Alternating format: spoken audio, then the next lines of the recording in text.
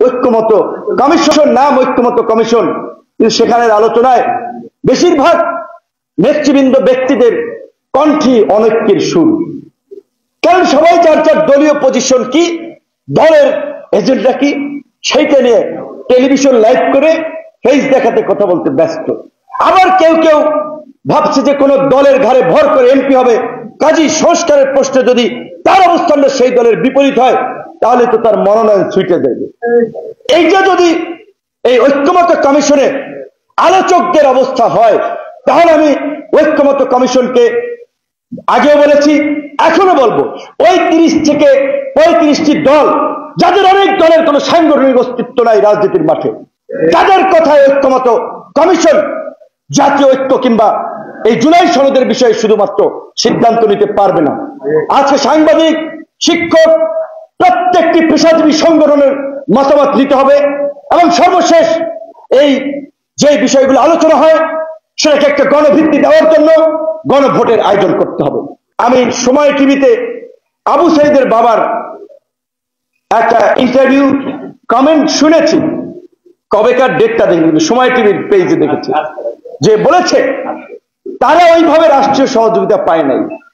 যে আবু সাইদের মৃত্যুকে কেন্দ্র করে এই ছাত্র আন্দোলনের দাবানল সারা বাংলাদেশে ছড়িয়ে গেল, একটা রেজিমের পতন হয়ে গেল, সেই আবু সাইদের পরিবার এখন পর্যন্ত এই আক্ষেপের কথা বলে, তাহলে এই অভ্যুত্থান পরবর্তী সরকার এবং অভ্যুত্থানের নেতা, আমরাও নেতা ছিলাম কিন্তু আমরা তো সরকারে নাই, দায়িত্ব সরকারের, কেন আজকে তাদের কণ্ঠে এই আক্ষেপ থাকবে?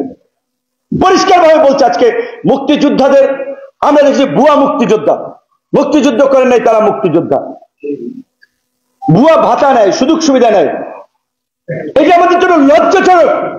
আজকে এই জুলাইয়েরও, জুলাই যোদ্ধা নামে, জুলাইয়ের নামে আপনার জুলাইয়ের আন্দোলনে ছিল না, পত্রপত্রিকায় তো দেখলাম এই আপনার ছিনতাই করতে গিয়ে মারা গেছে তার নাম এই তালিকায় আসে, কিংবা এই আন্দোলন সংগ্রামে ছিলেন না তার নাম এই তালিকায় আছে।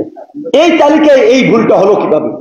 এই তালিকা যারা করেছে তাদেরকে অবশ্যই বিচারের আওতায় আনতে হবে।